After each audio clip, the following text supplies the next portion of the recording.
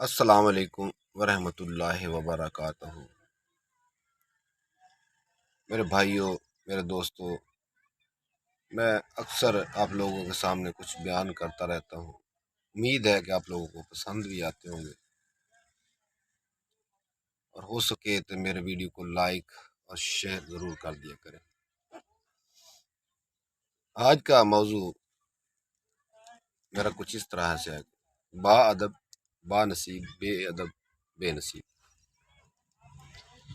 ایک بار حضرت بہلاول دانا کسی نخلستان میں تشریف رکھتے تھے۔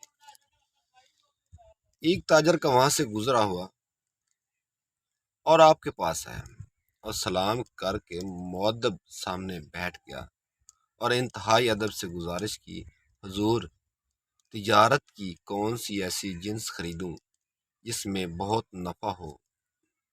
حضرت بلاول دانا نے فرمایا: کالا کپڑا لے لو۔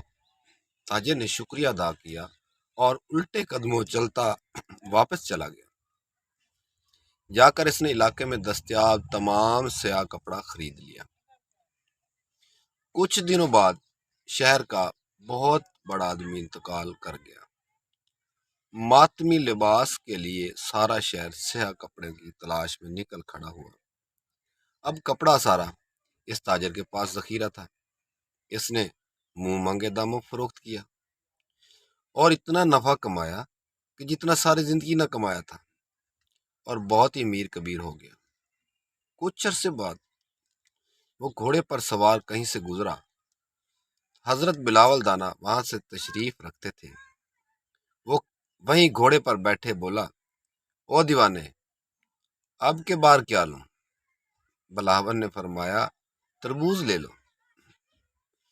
وہ بھاگا گیا اور ساری دولت سے پورے ملک سے تربوز خرید لیے۔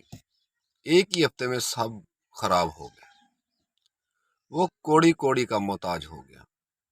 اسی خستہ حالی میں گھومتے پھرتے اس کی ملاقات جناب بلاول سے ہو گئی، تو اس نے کہا: یہ آپ نے میرے ساتھ کیا کیا؟ حضرت بلاول دانا نے فرمایا: میں نے نہیں، تیرے لہجوں اور الفاظ نے سب کیا۔